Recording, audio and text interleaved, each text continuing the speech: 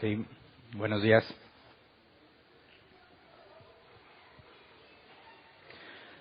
Déjeme poner en vibrador esto, si no hago el oso. Muy bien. Vamos a enfocarnos en un capítulo muy interesante el día de hoy, que es Hebreos 11, que tiene que ver con la fe y con la lista de personajes y sucesos que tienen que ver con la fe y que nos ponen en una situación difícil y complicada, y ahorita les explico por qué. Por lo pronto vamos a leer, por favor, Hebreos 11:16. Hebreos 11:16, Nueva Versión Internacional, dice: antes bien, anhelaban una patria mejor, es decir, la celestial. Por lo tanto, Dios no se avergonzó de ser llamado su Dios y les preparó una ciudad. El nombre del tema es anhelaban una patria mejor. Y ese va a ser nuestro enfoque.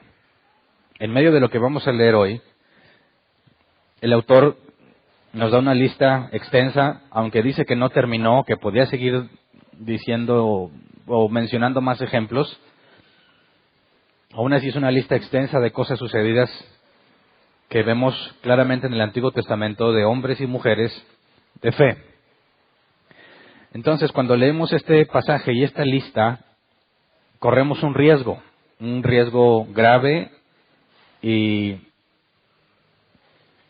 para poder ilustrar este riesgo quisiera que viéramos e hiciéramos un ejercicio de algunos pasajes de este capítulo que nos pueden llevar a una conclusión. Vamos a leer Hebreos 11, 32 al 34. Hebreos 11, 32 y 34. Nueva Versión Internacional dice: ¿qué más voy a decir? Me faltaría tiempo para hablar de Gedeón, Barak, Sansón, Jefté, David, Samuel y los profetas, los cuales por la fe conquistaron reinos, hicieron justicia y alcanzaron lo prometido. Cerraron bocas de leones, apagaron la furia de las llamas y escaparon del filo de la espada. Sacaron fuerzas de flaqueza y se mostraron valientes en la guerra y pusieron en fuga a ejércitos extranjeros. Fíjate el tipo de cosas que hicieron, ¿verdad? Conquistaron reinos, alcanzaron lo prometido, cerraron bocas de leones, apagaron la furia de las llamas, pusieron en fuga a ejércitos extranjeros. ¿Cómo le hicieron? Con fe, porque tenían fe, ¿verdad? Ahora vamos a Hebreos 11:1, Reina Valera 60. Es pues la fe, la certeza de lo que se espera y la convicción de lo que no se ve. Entonces, si tú quieres conquistar reinos, cerrar bocas de leones, destruir ejércitos, alcanzar lo prometido, apagar la furia de las llamas, ¿qué es lo que se necesita? Fe, ¿verdad? Y según Hebreos 11:1, la fe es la certeza de lo que se espera y la convicción de lo que no se ve. Así que, si tenemos fe, según estos dos pasajes, podemos hacer todo ese tipo de cosas. Y aquí hay una aplicación muy tentadora de decir, bueno, ¿qué es lo que tú deseas que pase? ¿Cuáles son las promesas que quieres alcanzar? ¿Quieres conquistar reinos? Simplemente ten fe. Entonces, cuando algunos leen este versículo en la Reina Valera 60, cuando dice que la fe es la certeza de lo que se espera y la convicción de lo que no se ve, algunos pretenden traducirlo o entenderlo así: si yo estoy seguro de lo que espero aunque no lo vea, tengo fe, ¿verdad? La certeza de lo que se espera, la convicción de lo que no se ve. Entonces, no puedo tener certeza en algo si no estoy convencido en este razonamiento, ¿verdad? En este ejercicio que estoy haciendo. No estoy diciendo que así sea. Estamos haciendo un ejercicio para entender el riesgo de leer el capítulo 11 y el riesgo de caer en un error muy grave y muy común y generalizado entre el cristianismo actual. Si la fe es la certeza de lo que se espera, simplemente tengo que decir que estoy seguro de que lo voy a recibir, ¿verdad? Y si es la convicción de lo que no se ve, es que aunque no estoy viéndolo, yo lo creo. Entonces pensamos que la fe implica creer algo aunque no lo veas. Y no nada más creer, sino estar seguro de algo aunque no lo puedas ver. Y entonces, si estos hombres de fe tuvieron fe así, estaban seguros de lo que iba a pasar aunque no lo veían, pudieron salir a conquistar reinos, tapar boca de leones, hacer huir ejércitos, alcanzar lo prometido. Y agreguemos un pasaje más, Marcos 9:23, porque este ya es el broche de oro en nuestro ejercicio, este es lo que cierra el círculo de un error muy común y generalizado. Marcos 9:23, Jesús le dijo, si puedes creer, al que cree, todo le es posible. Así que con estos tres pasajes, fe es, según esto, estar seguro de lo que esperas aunque no lo veas, ¿verdad? Con la fe, estos hombres conquistaron reinos, alcanzaron las promesas, cerraron bocas de leones, etc. Y al que cree todo le es posible, ¿qué es lo único entonces que se requiere para que alcances todo lo que quieres? Creerlo, ¿verdad? Entonces, si yo quiero creer por una mejor casa, ¿cómo le puedo hacer para obtenerla? Tengo que creerlo a pesar de que no lo vea. Oye, pero no tienes dinero para la casa. No importa, yo lo creo. El dinero ahorita no lo veo, pero el que cree todo le es posible. Así que seguramente si yo creo, Dios lo hará posible. ¿Verdad? Hasta aquí, ¿te suena lógico? Podemos decir, ¿estamos sacando conclusiones de los pasajes bíblicos? Cualquiera te puede decir, claro que es bíblico. Ahí están los ejemplos, ¿verdad? Lo que los hombres de fe hicieron, lo que la fe es, y si tú tienes fe, todo te es posible. Entonces, lo que te propongas hacer, podrás hacerlo. Es imposible para ti, pero si al que cree todo le es posible, entonces Dios, para quien no hay imposibles, te va a dar lo que tú crees. Por eso encontramos en las redes sociales dichos y frases muy alentadoras que nos hablan de, si creo, Dios me lo dará. Si lo puedo creer, lo puedo recibir. Si lo creo, Dios lo hará posible. Aseguran que es una enseñanza bíblica, ¿verdad? Por los pasajes que ya cité, pero hay serios problemas en la manera en que interpretan los pasajes que cité. Pero si te fijas, Hebreos 11 te puede conducir a un camino completamente errado si no centras la atención en el objetivo del capítulo 11. Si tú crees que lo que necesitas es creer para alcanzar lo que tú quieras, y si es imposible para ti, entonces Dios lo hará posible, acabas de convertir a Dios en el genio de la lámpara, que te pregunta cuántos deseos. ¿Tienes 3? El genio de la lámpara te pone 3, pero Dios no te pone un límite, según esto. Entonces, ¿qué quieres? Le agregan otro pasaje, pedid y se os dará. Entonces dices, ¿por qué hay pobres? ¿Por qué hay gente pobre en el mundo? Porque no creen. Traducen o tratan de interpretar la fe como la garantía de tus deseos en Dios. Dios se convierte en el realizador de tus sueños. Y eso es muy común en todas partes, no sé si lo has visto. Yo lo creo, yo lo confieso.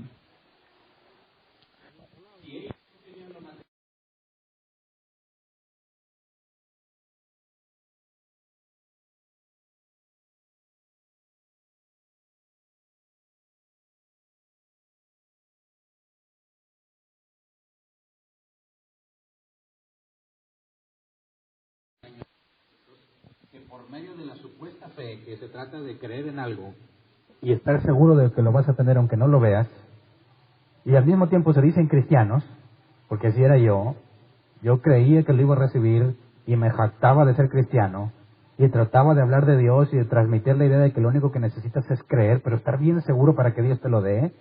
Resulta que había estado avergonzando a Dios todo ese tiempo. Que cada que supuestamente evangelizas, Dios está como que, ay, qué oso contigo. ¿Por qué? ¿De dónde se saca la idea de que la fe tiene que ver con tus deseos? ¿Me explico?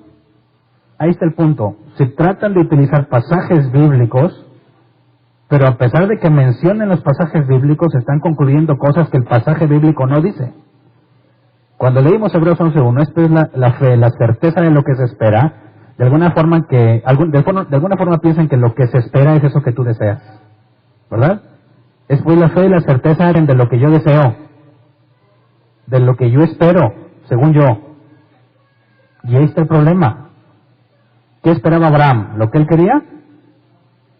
¿Qué esperaba Gedeón, Jefté, David, Samuel? ¿Qué esperaban ellos? ¿Lo que ellos querían? No, por eso hay que analizar a profundidad esto. Sí hay una lista de personajes que por medio de la fe alcanzaron promesas, pero esas promesas no se les ocurrieron a ellos. No las inventaron ellos, sino que fue algo que Dios les dijo que Dios haría. Así que en esencia, desde la definición de lo que es fe en Hebreos 11.1, hay un error garrafal en pensar que se trata de creer lo que tú quieras que suceda. Más es fácil de demostrar que es incorrecto, ¿verdad? Por más que desees algo, no tienes la capacidad de cambiar la realidad. No dijo Jesús, por más que se angustien, no pueden ser blanco uno solo de sus cabellos. No pueden agregar ni un codo a su estatura. Bueno, pero los cristianos de hoy piensan que si lo creen lo suficiente, lo van a tener. Y podríamos hacer esa prueba. Bueno, si tú crees que estar seguro de algo, aunque no lo veas, va a hacer que Dios lo haga, bueno, piensa y concéntrate ahorita que uno de mis cabellos se haga blanco, no una de las canas que ya tienes. Una nueva, ahorita porque estás seguro. Si te concentras y lo pides y estás seguro y se te hace blanco, entonces Jesús es un mentiroso, porque dijo que por más que lo busques, no puedes hacer ni siquiera uno de tus cabellos blanco, ni crecer un codo. Bueno, ya vería que es un codo, ¿verdad? Así que es fácilmente demostrable por las palabras de Jesús que Hebreos 11.1 no tiene nada que ver con lo que tú deseas. Pero no leímos en Marcos 9 que si lo crees todo es posible. Es cierto lo que dice ahí, ¿verdad? Pero entonces hay que entender a qué se refiere el autor con creer, con fe. Por eso el pasaje inicial nos revela el enorme problema en el que puedes llegar cuando no tienes cuidado al leer Hebreos 11. Si los descontextualizas, si los sacas de lo que dice y le pones tus creencias, aunque utilices un pasaje bíblico, no puedes ignorar el pasaje inicial que dice que ellos anhelaban una patria mejor, la celestial. Así que todos los ejemplos de las cosas que hicieron no estaban enfocadas en lograr algo material, sino algo celestial. ¿Me explico? Entonces analicemos para poder entender con detalle Hebreos 11 y entender cómo es que a pesar de que conquistaron reinos, cerraron bocas de leones y todo lo que hicieron, cómo su objetivo nunca fue lo material, nunca fue en este mundo, sino en lo celestial. Así que empecemos a considerar el contexto. Vamos a Hebreos 10, 32 al 39.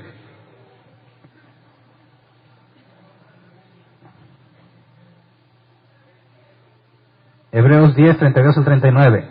Recuerden aquellos días pasados, cuando ustedes, después de haber sido iluminados, sostuvieron una dura lucha y soportaron mucho sufrimiento. Unas veces se vieron expuestos públicamente al insulto y a la persecución. Otras veces se solidarizaron con los que eran tratados de igual manera.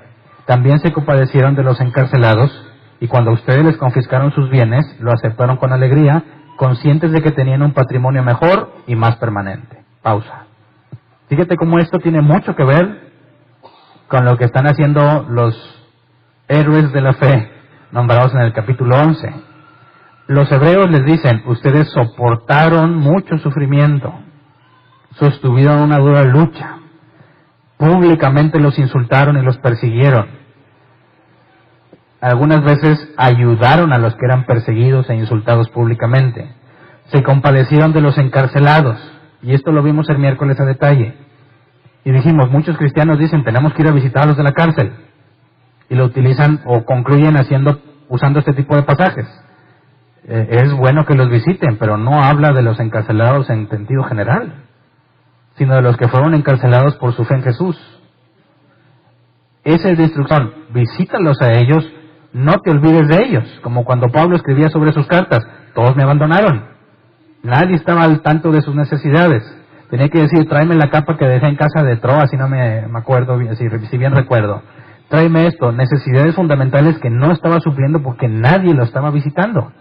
Entonces cuando los cristianos entendemos la obligación de visitar a los encarcelados, no es a toda la raza que está ahí, No está mal que lo hagas, pero ese no es el mandato. El mandato es aquellos que fueron encarcelados debido a su fe. ¿Me explico? Entonces, si te fijas, a ustedes les confiscaron sus bienes, lo aceptaron con alegría, conscientes de que tenían un patrimonio mejor y más permanente. El pasaje inicial hablaba de que anhelaban una patria mejor. Esto es lo que los hebreos estaban soportando, y es la conexión entre el 10 y el 11. No les está hablando de sus deseos, está hablando de soportar lo que están padeciendo. Les quitaron sus cosas, y dice, como quiera, lo aceptaron con alegría. Imagínate qué ridículo sería que en ese tiempo llegara un cristiano de nuestros tiempos y decirle, ¿te quitaron tus cosas? Pues que no tienes fe. Tú confiésalo, di, me van a regresar 7 veces más y te lo van a regresar. ¿Tú crees que hubiera funcionado? Serían el hazmerreír. Falsos maestros. ¿Qué te pasa? El autor de los Hebreos no les dice, reclámenle a Dios que se lo regrese. Dice, lo aceptaron con alegría. Está bien, me lo quitaste, no importa. Yo estoy consciente de que hay algo mejor para mí. Y si te fijas, el enfoque no es en el material, no es en lo que te quitaron, sino en algo mucho mejor. Versículo 35, así que no pierdan la confianza, porque esta será grandemente recompensada. Cualquiera puede decir, ¿y dónde está Dios? Me avergüenzan públicamente, me persiguen, encarcelan a algunos, me quitan mis cosas. ¿Dónde está Dios? ¿Puedes confiar en Dios así? Muchos cristianos ya no confiarían en Dios. Si los de aquí se fueran en ese momento, dirían, ¿cuál Dios? Pues ya me quitaron todo. ¿No se supone que Dios me guarda y me protege? ¿No dice que el ángel de Jehová acampa alrededor de los que le temen y los defiende? ¿Cómo es que no los defendió de todo lo que les están haciendo? Y el autor de los Hebreos no los invita a correr, no los invita a esconderse, no los invita a rebelarse. Dice, no pierdan la confianza porque esta será grandemente recompensada. Te quitaron todo, estás en la cárcel, sigue confiando. Eso es lo que dice, sigue confiando. Versículo 36, ustedes necesitan perseverar para que después de haber cumplido la voluntad de Dios, reciban lo que Él ha prometido. Y en pocas palabras está diciendo, lo que les está pasando es lo que Dios ha decidido que ustedes pasen, es su voluntad. Tienen que perseverar. Y aquí la palabra perseverar, en el griego, es hupomoné, que se traduce como soportar pacientemente, resistir. El diccionario Helps lo traduce como permanecer debajo de algo, resistiendo. Es como si te pusieran una enorme piedra encima y te dicen, ahí quédate y aguántate. Al principio no parece tan difícil, ¿verdad? Es más, olvídate una piedra, trata de tener algo con la mano así, 1 hora. Por más pequeño que sea, va a llegar el momento en que se te cansa el brazo y empiezas a sentirlo pesado, no porque esté pesado, sino porque tus energías se están agotando. Bueno, así están los hebreos, les están pasando muchas cosas muy desagradables. Y el autor les dice, ustedes necesitan resistir. Oye, pero ¿por qué me pasa eso? Lo que dice aquí el autor es, no te estés preguntando ni siquiera por qué. Después de haber cumplido la voluntad de Dios, reciban lo que Él ha prometido. Si el Dios que controla todas las cosas te tiene en una situación tan difícil, ¿qué es lo que corresponde hacer? ¿Declarar que ya no la tienes? ¿Reprender al demonio por lo que te está pasando? Resistir. Resiste. Cuando hayas cumplido lo que Dios quiso, entonces te va a recompensar. Así que el enfoque no puede estar aquí, sino en lo que recibiré. ¿Me explico? Cuando estás en una situación tan difícil, tan complicada, te lo digo por experiencia, le reclamas a Dios como Job le reclamó a Dios. ¿Por qué? No me lo merezco. Pues es que no es porque te la merezcas, sino porque hay un propósito en eso. Y hasta que hayas soportado todo lo que Dios decidió que soportaras, vas a recibir una recompensa que te va a hacer entender por qué padeciste tanto. El ejemplo mejor ilustrado es el de Jesús. Dios quiso que Jesús padeciera. ¿Por qué? ¿Se lo merecía? No. ¿Era justo que lo trataron así? No. ¿Es que acaso no amaba a Jesús? Tampoco. Pero el resultado de eso traería un enorme beneficio. para todos nosotros. Así que no se trata de justificar el sufrimiento que padeces o tratar de encontrar, oye Dios, pero ¿por qué yo? ¿Por qué no Él? Yo oro más, yo leo más. No se trata de lo que te mereces, ni las bendiciones son porque te las merezcas, ni el sufrimiento siempre es porque te lo mereces, porque la Biblia sí habla de disciplina y de castigo. Así que sí puede haber casos en que te mereces estar en semejante problema, pero en otros casos no te lo mereces. Y lo que se nos invita es, resiste, sopórtalo. Dios tiene una buena razón, se te va a recompensar. Versículo 37, pues dentro de muy poco tiempo, el que ha de venir vendrá y no tardará, pero mi justo vivirá por la fe, y si se vuelve atrás no será de mi agrado. Pero nosotros no somos de los que se vuelven atrás y acaban por perderse, sino de los que tienen fe y preservan su vida. Así que aquí nos establece una relación. Los que soportan son los que tienen fe. Son los que no vuelven atrás. Jesús en su parábola del sembrador decía que hay unas semillas que crecen, pero son ahogados por espinos y lo que hay alrededor y no dan fruto. Dice, estos son comparados también a los que cae la semilla en tierra y crece de volada, pero como no tiene profundidad, se muere. Si son los que reciben del mensaje y cuando llegan los problemas de la vida se apartan.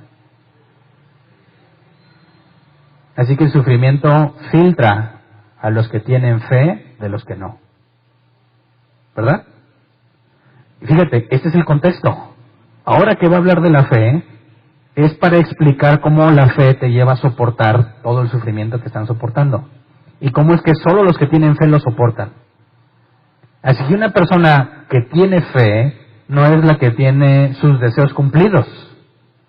No es la que consiguió la casa que se propuso. O el carro que quería. Eso no tiene nada que ver con fe. El que tiene fe es el que soporta todo lo que le pasa y permanece fiel.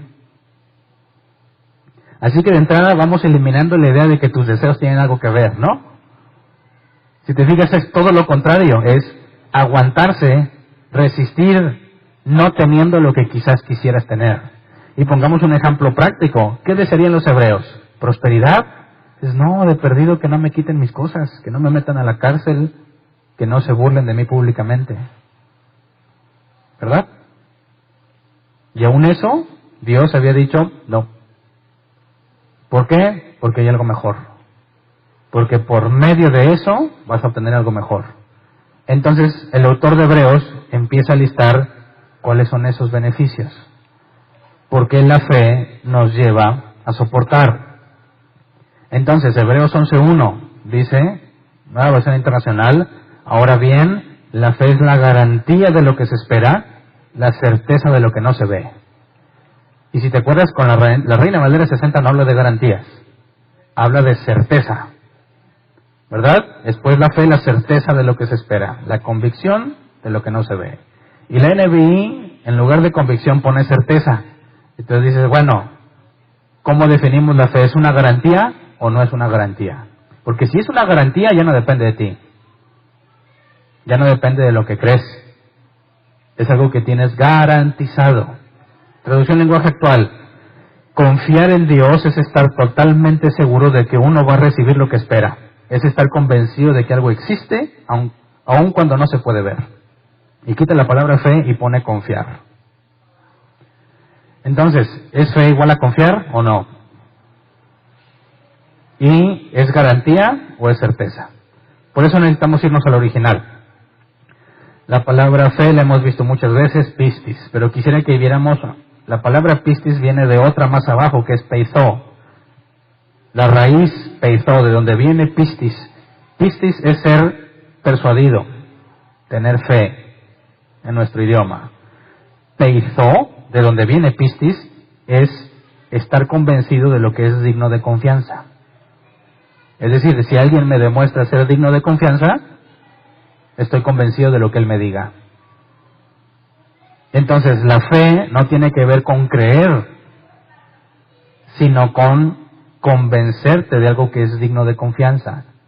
Por eso, el diccionario Helps traduce la palabra pistis como ser persuadido o tener confianza en algo. Entonces, podemos decir, ¿crees que hay un Dios? Sí. ¿Esa es la fe bíblica? No. Los demonios tienen fe. Cuando él dice que los demonios creen, sigue siendo pistis, pistebo. ¿Están seguros que hay un Dios? ¿Se van a salvar ellos? No. ¿Cuál es la diferencia entre saber algo y confiar en alguien? La relación. Así que pistis viene de peito, viene de estar convencido. Si tú analizas la palabra persuadir en cualquier diccionario de la lengua española, te va a decir que es convencer a alguien por medio de argumentos y evidencias. Entonces comprendamos la palabra profundidad.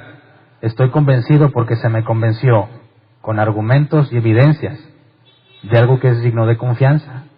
Así que se puede traducir como confiar en Dios, en el sentido de que te convenció y sabes que es digno de confianza, creer lo que Él dijo.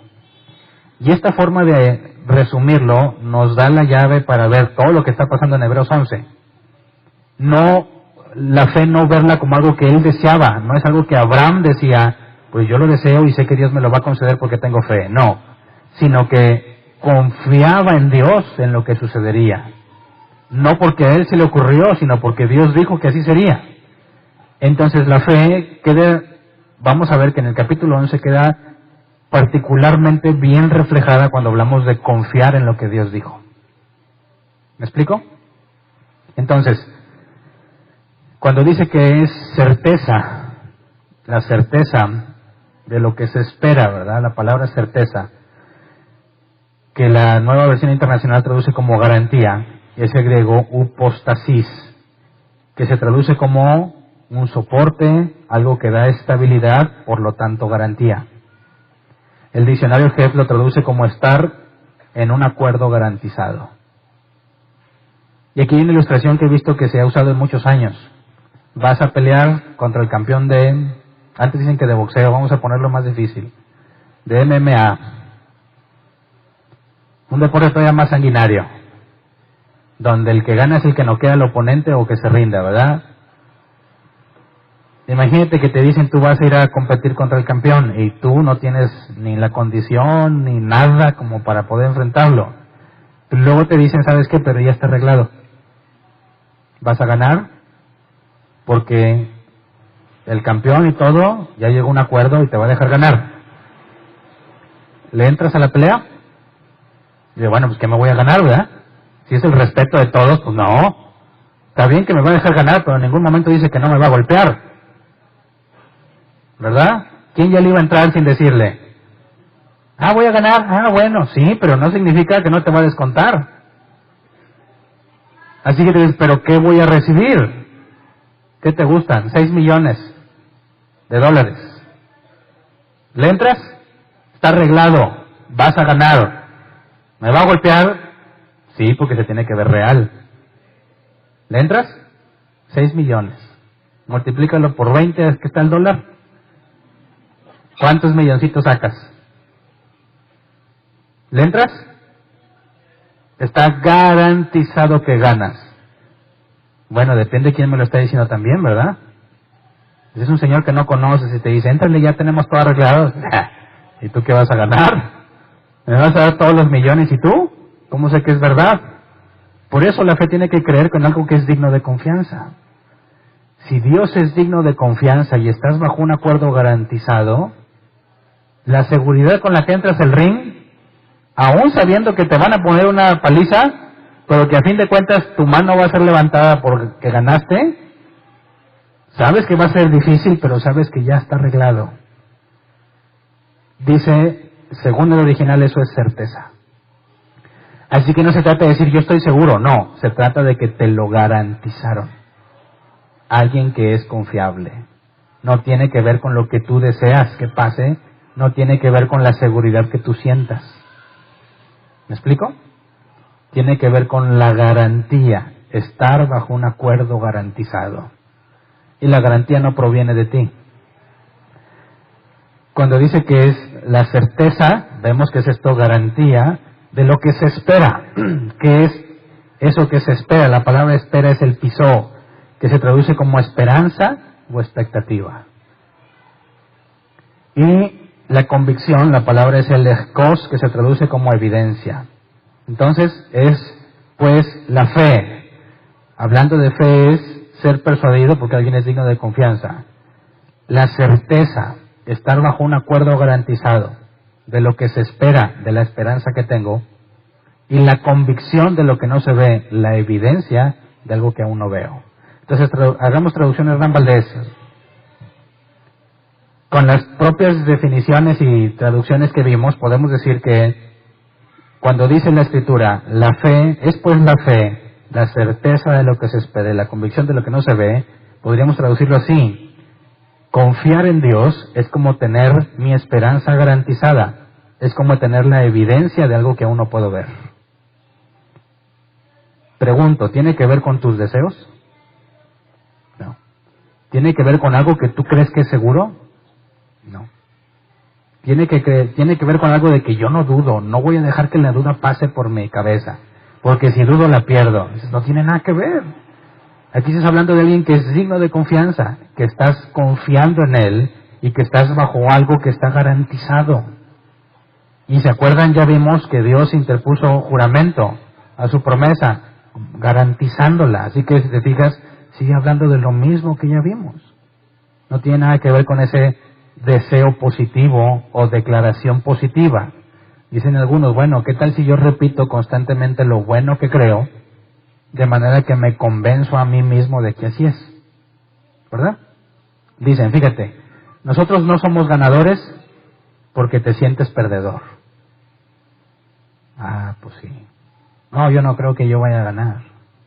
Yo no sé. Yo soy un pobre miserable como cualquier otro. No, ten mentalidad de ganador. Repite todos los días, cuando te ves al espejo, di, yo soy un ganador. ¿A alguien le enseñaron así o no? Nomás a mí de loco, ¿verdad? No, y a mí me lo enseñan en la iglesia, ¿eh? Entonces yo, en las mañanas, Hernán, hoy vas a ganar. Bien seguro. Algunos días sí, otros días definitivamente no. Pero ¿sabes qué? Yo trataba de autoconvencerme. Dicen, tienes que convencer a tu subconsciente. Tu subconsciente piensa que no la armas para nada. Y tienes que estarle diciendo, tú eres un ganador, eres un campeón, sí vas a poder. Y llega el momento en que el subconsciente se la cree. Y ahora estás seguro que es un ganador, y eso te va a hacer un ganador. Dices, bueno, si eso lo tratan de enseñarte en una empresa, dices, pues bueno, pues hacen su intento, ¿verdad? Pero que te lo enseñen en la iglesia.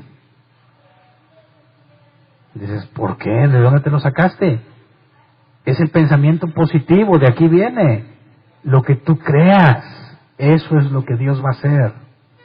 Así que los cristianos que viven luchando, pensando en positivo, para poder alcanzar sus sueños, tienen sus raíces en no comprender lo que la fe es.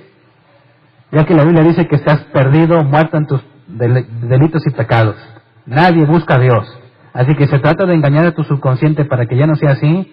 No, por más que le estés diciendo que eres un campeón, no lo vas a convencer porque esa es tu naturaleza. ¿Me explico? No puedes cambiar la realidad solo porque lo dices. Dicen que una mentira repetida 1000 veces se convierte en verdad. ¿Sí? A oídos del que se acostumbró a oírla. Pero no, eso no lo convierte en la verdad. Que tú te la creas es otra cosa. Entonces, cuando hablamos de la fe, tiene que ver con confiar en lo que Él dijo, porque sabemos que el asunto está garantizado, y aunque no lo vea, tengo evidencia. ¿Cuál es esa evidencia que puedes presentar? ¿Cuál es la evidencia a favor de la confianza en Dios? Mi vida, mi experiencia. Jesús regañó a sus discípulos, hombres de poca fe. ¿Se acuerdan que hemos tratado ese asunto? Que el original no dice poca fe, sino en plural, pocas fe. Pocas en griego tiene que ver con ocurrencias, varias situaciones. Los discípulos no confiaban en Dios porque no tenían ocasiones donde habían confiado. Tú tratas de ver hacia atrás y dices, ¿puedes confiar en Dios? Si soy nuevo y me dicen, confía en Él, pues tengo la evidencia que hubo un cambio a mí, pero nada más. Pero conforme te enfrentes a distintas situaciones que tú pensabas que eran imposibles y ves que Dios te sostuvo, empiezas a acumular ocasiones de fe. Empiezas a entender, bueno, ya me pasó una vez y Dios no me dejó morir. Y luego me pasó este otro problema, yo pensé que no había salida y Dios me sacó. Y luego me pasó este otro, ¿y qué empiezas a acumular? Evidencia de que lo que Él te ha dicho lo va a hacer. ¿Estamos de acuerdo? Entonces fíjate cómo es un proceso. ¿Puedes tú generar fe ahorita? Te dicen, ¿qué? Solo cree más, aumenta tu fe para que recibas tu milagro. Y dices, ¿no entiendes? Es un proceso que tiene que ver con conocer a Dios, confiar cada vez más en Él, y es imposible que yo lo haga brotar en este instante. Es imposible que yo lo haga brotar aún en 5 años, porque es el trato de Dios a mi vida lo que hace que lo vaya comprendiendo y que vaya entendiendo que es digno de confianza. Por eso Job dijo, de oídas te había oído, mas ahora mis ojos te ven. Yo pensé que te conocía. Díjese Job que lo enfrentó a sus peores miedos. Y ahí se encontró con Dios, le puso Dios una regañada a Job y dijo, ahora te conozco. Y su relación con Dios no volvió a ser igual. Entonces, cuando el autor está hablando aquí de lo que es la fe y cómo tiene que ver con creer y estar seguro, eso es lo que te lleva a soportar todas las cosas malas que te pasan. Eso es lo que el autor trataba de hacerle entender a los hebreos. Todo lo que están padeciendo, necesita soportarlo. Aguanta, resiste. Dios sigue teniendo control de todo. Y dicen, pues qué fácil, ¿verdad? Se dice fácil. Tratemos de ponerlo en nuestro contexto. Los hebreos están soportando esa situación, ¿verdad? Hablan de una esperanza. ¿Estaban los hebreos esperando que acabara la persecución nada más? No puede ser, porque Dios se avergonzaría de ellos. Vimos en el capítulo 10, no somos de los que volvemos atrás, sino de los que perseveran en fe. Entonces, su objetivo al soportarlo no es conseguir un premio aquí, sino allá. ¿Verdad? Jesús dijo que no trates de acumular riquezas aquí, donde el ladrón roba y la polilla destruye, sino allá, donde ni el ladrón ni la polilla le pueden dañar a lo que Dios te ha dado. Vamos a 1 de Juan 2:25. ¿Qué es lo que tú esperas en Dios? ¿Cuál es la promesa de Dios para nosotros? ¿Cuál? Algo decir, prosperidad.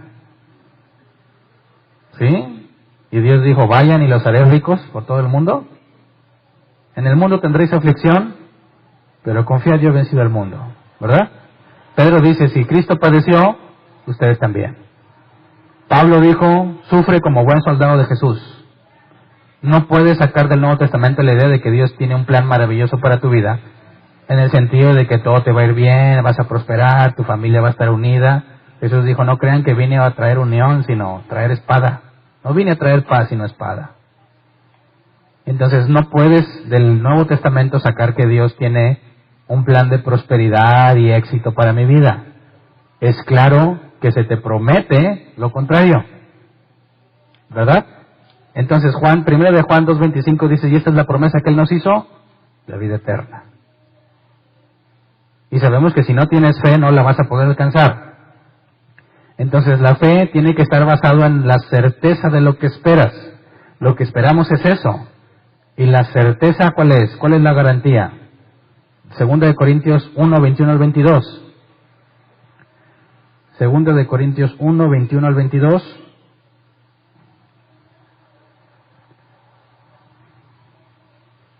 Dios es el que nos mantiene firmes en Cristo, tanto nosotros como ustedes.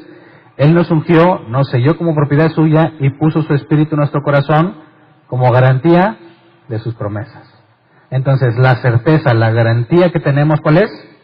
El Espíritu Santo en nosotros. Con eso demostramos que no hay fe ciega. Tiene que haber evidencia. El Espíritu da testimonio a nuestro espíritu que somos hijos de Dios. Una vida renovada, transformada es evidencia. ¿Verdad? Entonces, leamos del 1 al 4 para entender cómo es que los ejemplos que el autor va a decir de todos los hombres de fe tiene que ver con lo que soportaron hasta que alcanzaron las cosas que Dios les dijo. Pero más adelante nos va a decir, pero no todo. Así que es importante notarlo. Vamos a leer Hebreos 11 del 1 al 4. Nueva versión internacional dice, ahora bien, la fe es la garantía de lo que se espera, la certeza de lo que no se ve. Gracias a ella fueron aprobados los antiguos. Sabemos que aún ahorita recibimos la salvación por fe. Gracias a la fe somos salvos. Pero no la fe sola, ¿verdad? Sino la fe en Cristo. Confiar en Jesús. Dice el versículo 3, por la fe entendemos que el universo fue formado por la palabra de Dios, de modo que lo visible no provino de lo que se ve. Por la fe. Este es un problema muy común. ¿Es la evolución verdadera o la historia de la creación verdadera? Y hay cristianos que dicen la evolución. ¿Por qué? Dicen, ¿por qué no? Dios no pudo haber hecho una pequeña partícula que se convirtiera en más, se dividieran y todo, y luego un changuito. Pero no los changuitos de ahora, ¿verdad? No venimos de los changos de ahora, sino que tendrías que hablar de una especie de primate del cual venimos, por al azar, ¿no? Combinaciones y combinaciones y combinaciones, hasta que sale un humano, no como los de ahorita, sino medio simiesco, ¿verdad? Y algunos dicen, fíjate que sí he visto unos así. Se me hace que es verdad. No descendemos del chango, de un chango de los de ahorita. Dicen, desde un ser allá primario, básico, según ellos, y de aquí vienes hasta que llegó Adán. Y dicen, Adán y Eva eran los primeros humanos de toda la mezcla que hubo. Y ya le meten más de cosas. ¿Con quién se casó Caín? Pues con una de las changas raras que andaban ahí. Dices, bueno, ¿qué dice aquí? Entendemos que el universo fue formado por la palabra de Dios, de modo que lo visible no provino de lo que se ve. Entonces tienes otra doctrina donde dice, bueno, Dios lo hizo. ¿Pudo haber usado la evolución? ¿Qué opinas? ¿Qué opinas? A ver, ¿qué tuvo que pasar antes de que el Adán fuera humano? ¿Qué hubo detrás? Enfermedades, muertes, se comían unos a otros. Cuando Dios vio que todo era bueno, ¿podríamos decir que todo eso era bueno? Cuando Dios dijo, la tierra es maldita por tu causa y ahora la tierra te hace experimentar sufrimiento, invalida la idea de que antes ya había sufrimiento. Pero no lo podemos demostrar, ¿verdad? ¿Qué tenemos que hacer el creyente? Si Dios es digno de confianza, confiamos en lo que dice. Ya mero acabamos el Nuevo Testamento y regresaremos a Génesis. Y hay muchas cosas que hablar ahí. Pero lo primero que nos dice, entendemos que el universo fue formado por la palabra de Dios, de modo que lo visible no provino de lo que se ve, pero es por fe. Confiamos en Dios que así sea. Entonces, si tú agarras o abrazas cualquier doctrina secular que aparece, como antes decían que el universo era eterno, y los cristianos decían, sí, pues yo no le veo ningún problema que sea eterno. Bueno, y luego vienen las demostraciones que llevan al Big Bang, que tuvo que haber un punto de inicio, que no puede ser eterno. Y caray, todos los que decían que no había problema con que el universo fuera eterno, no, bueno, no, pero ya la evidencia apunta que hay un inicio, ¿verdad? Entonces los cristianos abrazan otra vez, no, sí, el Big Bang. Y lo dices, no, pues sabes que no hay Big Bang. O sea, sí hubo un principio, pero hay los multiversos. Hay una especie de generador de universo que está soltando muchos. Y los cristianos dicen, sí, esa es la verdad. Y dices, no entiendes. ¿Cuánto les va a durar una teoría científica a los científicos? Hasta que encuentran evidencia de que es falsa. Y la historia nos dice que una y otra vez la están cambiando, y cambiando. No tienes por qué estar abrazando cada una que salga porque nomás haces el oso. Confiamos en lo que Dios dijo, aunque la ciencia todavía no llegue a probar semejante profundidad. Pero si Dios es digno de confianza, no hay por qué ponerlo en duda. ¿Me explico? Versículo 4. Por la fe, Abel ofreció a Dios un sacrificio más aceptable que el de Caín, por lo cual recibió testimonio de ser justo, pues Dios aceptó su ofrenda. Y por la fe Abel, a pesar de estar muerto, habla todavía. Y te fijas, el primer personaje que nombra con fe es Abel. ¿Y Adán y Eva? ¿No se salvaron Adán y Eva? ¿O por qué se los brincó? Dice el autor, a ver, empecemos desde el principio. Abel. Ah, caray. No, él no fue el primero. Tuvo que haber sido Adán y Eva. Pero ¿por qué no están nombrados Adán y Eva? Porque Adán y Eva no ocuparon fe, porque convivían con Dios. Los primeros que tuvieron que ocupar la fe, que tuvieron que aprender a confiar en Dios, fueron los hijos de Eva, Caín y Abel, los primeros dos. Que no son los únicos que tuvieron, ¿verdad? Dice, falta Set. No, hay más. Cuando lleguemos a Génesis veremos esa demostración. Pero entonces, Abel ofrece una ofrenda a Dios y Caín también, y Dios acepta la de Abel, rechaza la de Caín. Y dices, bueno, es que Abel ofreció un corderito y Caín ofreció del fruto de la tierra. Es que a Dios le gustó más el cordero que lo que ofreció Caín, y por eso lo rechazó. Y dicen algunos, por eso tienes que venir con ofrenda de calidad, porque si no Dios te rechaza. ¿Lo has oído? Dices, rayos, pues no es de mucha calidad mi dinero. Ahí le va un poco más para que Dios le agrade. Tienes que traer calidad, porque luego se te va a rechazar como a Caín. Bueno, vamos a ver que si es por fe, el sacrificio, si lo que Abel ofreció a Dios fue más aceptable por la fe, es lo que dice ahí, por la fe, entonces no tiene que ver la calidad de lo que se ofreció, ¿verdad? Sino la confianza en Dios. Y Caín fue rechazado precisamente porque no tenía fe. Aquí dice, por la fe ofreció Dios un sacrificio más aceptable que el de Caín, por lo cual recibió testimonio de ser justo. La Reina Valera 60 dice, por lo cual alcanzó testimonio de que era justo, por haberlo ofrecido con fe. O sea que fue justificado por la fe. Fue declarado justo por la fe. Antes de Abraham, que se le tomó su fe por justicia, el autor demuestra que el primero a quien se le toma la fe por justicia es Abel. Así que es imposible que te salves por las obras. Desde el principio tiene que ver por mi confianza en Dios. Porque entiendo que Él es digno de confianza, porque le creo a lo que le digo. Entonces, versículos 5 y 6. Por la fe, Enoc fue sacado de este mundo sin experimentar la muerte. No fue hallado porque Dios se lo llevó, pero antes de ser llevado recibió testimonio de haber agradado a Dios. En realidad, sin fe es imposible agradar a Dios, ya que cualquiera que se acerca a Dios tiene que creer que Él existe y que recompensa a quienes lo buscan.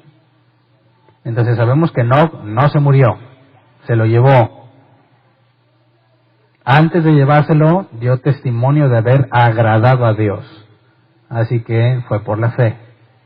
Caminó Enoc con Dios, ¿verdad? Y fue traspuesto, creo dice la Reina Valera 60. Traspuesto. Se lo llevó por la fe. Cuando te dices, oye, ¿cómo se salvó la gente del Antiguo Testamento? Si todavía no venía Jesús. Por fe. ¿Cómo se salvan los que estamos vivos después de que murió Jesús? Por fe. Nunca ha sido por otra cosa. Nunca. Desde Abel hasta el último que veamos en Apocalipsis, todos son por fe. Gratuitamente. Solo por confiar en Dios. Entonces los hebreos que estaban tratando de regresarse a la ley de Moisés, les está dando un mensaje claro. No necesitas la ley de Moisés. Necesitas confiar.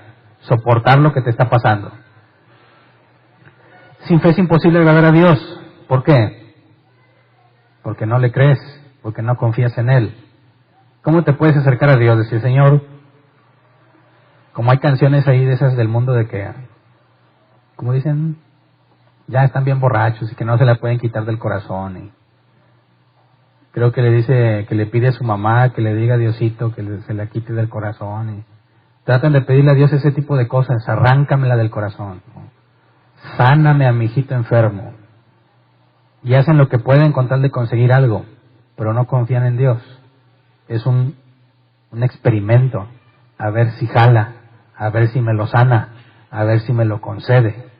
Y si se los concede, no viven buscando una relación con Dios, se van y son felices. ¿Cuántas personas he visto? Muchísimas, que llegan con una necesidad y dicen, es que no tengo trabajo. Pidámosle a Dios por un trabajo. No te preocupes, es que un trabajo, bueno, Dios le concede el trabajo. ¿Y qué hacen con su trabajo? Bueno, pues por su trabajo ya no pueden congregarse. Y ya no vienen. ¿Qué es lo que buscaban? ¿A Dios o su trabajo? Su trabajo. ¿Verdad? Entonces dices, a ver, sin fe es imposible agradar a Dios. No puedes acercarte diciendo, yo te amo, Señor, y todo, pero te concede algo que le hayas pedido y te vas a vivir tu vida como si ya fuese todo. ¿Dónde está tu confianza en Él? Si confías en Él, ¿por qué no vives como Él pide? ¿Por qué no te acercas como Él dice? ¿Por qué no estudias y analizas quién es Él, ya que es digno de confianza? Es imposible que le agrades si no confías en Él, ya que cualquiera que se acerque a Dios tiene que creer que Él existe y que recompensa a quienes lo buscan. ¿Esa recompensa cuál es? ¿Cómo recompensa a Dios a los que le buscan? No le metas cosas al texto, No es que te gustaría que te recompensara, no. ¿Cuál es la recompensa del justo? La Biblia dice que todos compareceremos ante el tribunal de Cristo. Y la obra de todos va a ser pasada por fuego. Dice Corintios, primera carta, si no me equivoco. Quien construye arriba del fundamento piedra y madera y hojarasca, cuando pase el fuego, se le va a caer todo. Será salvo, aunque como pasado por fuego. Y el que haya construido piedras preciosas, oro y plata, cuando pase el fuego, su obra se sostendrá, recibirá recompensa. Todos recibiremos recompensa por lo que haces. Entonces, si crees realmente que hay un Dios, también recompensa lo que haces. Tienes que entender que lo que hacemos para Él, nuestra motivación no está aquí. No es para obtener algo aquí, es para obtenerlo allá. Nada de lo que la fe te pueda dar debes de concentrarlo en este mundo, porque honestamente hay algo mucho mejor. Veamos versículos 7 al 12. Por la fe, Noé, advertido sobre cosas que aún no se veían, con temor reverente construyó un arca para salvar a su familia. Dios era digno de confianza, se construye un arca, nadie vio ni una gota de agua hasta que llegó el día en que se metió en el arca, Dios selló la puerta, se rompen las fuentes y se inunda todo. Por esa fe condenó al mundo y llegó a ser heredero de la justicia que viene por la fe. Así que dice, ¿por qué se salvó Noé? ¿Porque era bueno? No, porque creyó en Dios, porque confió en Él. Si no hubiera confiado, no hubiera construido el arca, ¿verdad? Si hubiese muerto. Entonces fíjate, ¿qué aguantó Noé todo ese tiempo que construyó el arca? Burlas, presiones. ¿Cuánto trabajo le costó haberla construido? Pero confió. Por la fe Abraham, cuando fue llamado para ir a un lugar que más tarde recibiría como herencia, obedeció y salió sin saber a dónde iba. Por la fe se radicó como extranjero en la tierra prometida y habitó en tiendas de campaña con Isaac y Jacob, herederos también de la misma promesa, porque esperaba la ciudad de cimientos sólidos de la cual Dios es arquitecto y constructor. Así que aquí no nos dice que esperaba que literalmente esa tierra fuera de él, sino una que Dios haría. ¿Cuál es esa? Sigamos leyendo, versículo 11. Por la fe Abraham, a pesar de su avanzada edad y de que Sara misma era estéril, recibió fuerza para tener hijos porque consideró fiel al que le había hecho la promesa. Así que de este solo hombre, ya en decadencia, nacieron descendientes numerosos como las estrellas del cielo e incontables como la arena a la orilla del mar. Así que era el deseo y el anhelo de Abraham tener un hijo, y por eso creyó y lo recibió. No, fue Dios quien le dijo, bendeciré a las naciones por medio de tu descendiente.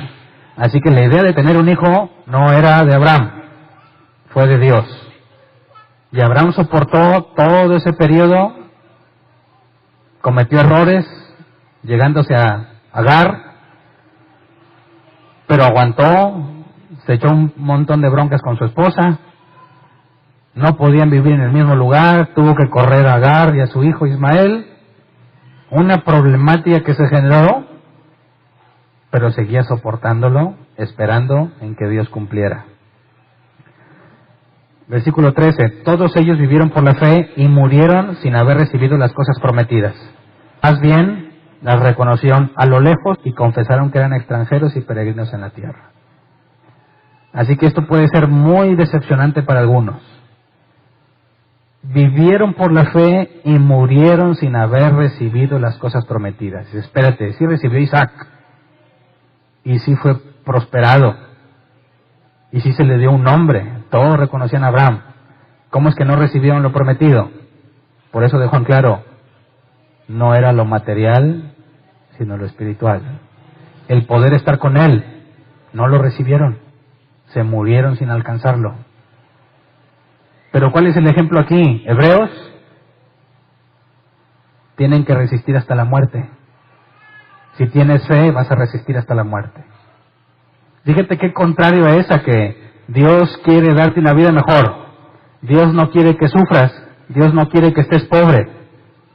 ¿Cuál es el mensaje que está dando aquí el autor? Aguántate hasta que te mueras. Confía en Él.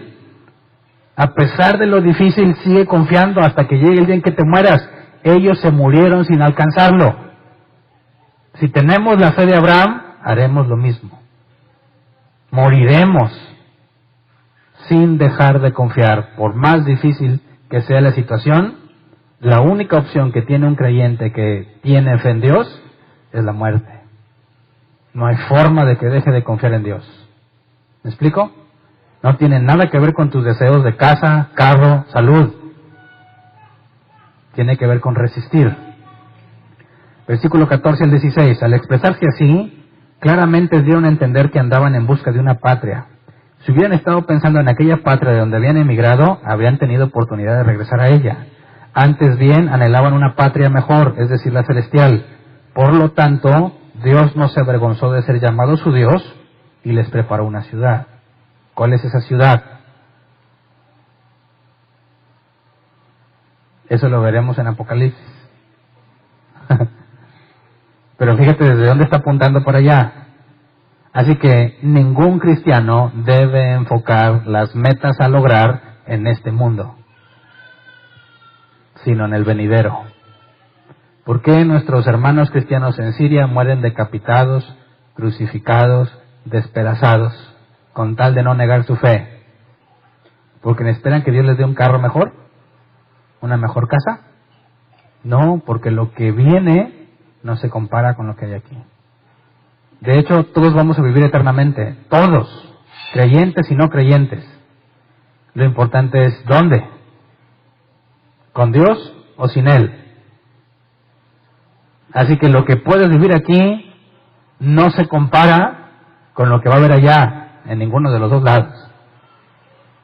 ¿Cuál escoges? ¿Confías en Dios o en este breve momento que dure tu vida, haces y deshaces como quieras y te condenas la eternidad de estar sin Él? Ahí está el punto esencial de todo verdadero cristiano. Los ojos puestos en Jesús, mirando siempre lo que está delante, no lo que está aquí.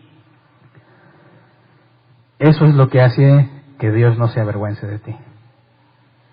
¿Me explico? Ponlo al revés. Imagínate que estás sufriendo, batallando, y haces como muchos cristianos hacen: Señor, ya Señor, ¿hasta cuándo me vas a tener así? ¿Por qué no me bendices? ¿Por qué siempre me tiene que ir mal, y mal, y mal? Mira, no digo nombres para no decir nada, pero mira doña esta, mira fulanito, ni van a la iglesia y mira cómo los tratas. Mira cómo se visten, mira cómo me he visto yo. Mira la casa que tienen y mira la casa que yo tengo. ¿De qué me sirve ser cristiano si voy a vivir así? ¿De qué? ¿Alguna vez pensaste así? No se hagan. La Biblia dice en muchas ocasiones: no envidies al impío, no envíes sus riquezas.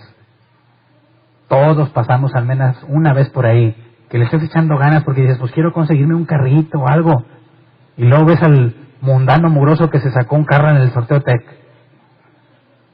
Dios, ¿por qué? ¿Por qué no me lo das a mí, que yo le estoy echando ganas? Ese nomás es un presumido, y encima le das un carro chido.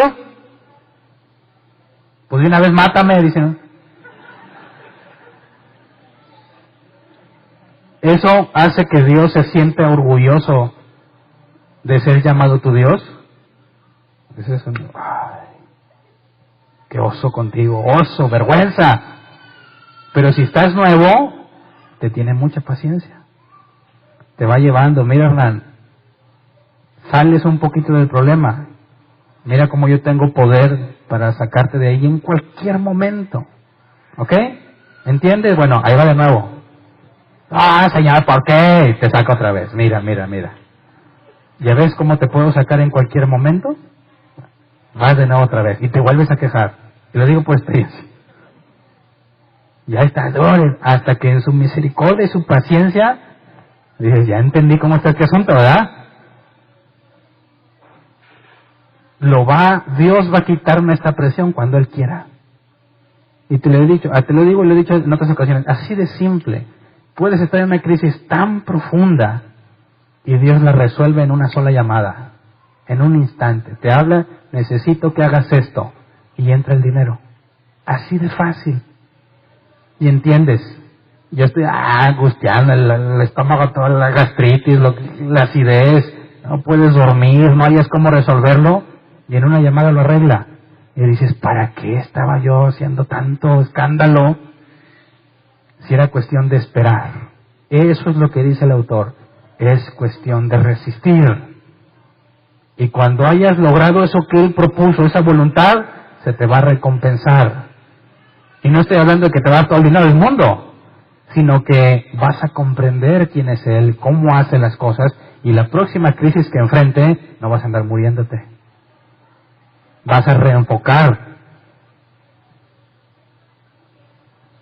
¿Te has puesto a pensar, cuando no tienes, quizás más en el lado de los hombres, no te cae el trabajo, te corrieron del trabajo, tienes negocio y no vendes, algo que dices, pues no hay nada que hacer y estás todo abrumado, pues aquí estoy toda la mañana, no tengo nada que hacer? ¿En serio no tienes nada que hacer? Y ahí están muriéndose y comiéndose las uñas y no hayan que hacer. Te lo digo por experiencia. No hay nada que hacer definitivamente, me presento ante Dios, pues no hago nada, Señor, porque pues no me das trabajo. ¿Es en serio? ¿Cuántas cosas pudieras estar? Dices, cuando estás bien ocupado, ¿por qué no estudias la Biblia? No tengo tiempo. Y cuando tienes todo el tiempo, no tengo trabajo. ¿Verdad? ¿Sabes qué aprendí yo?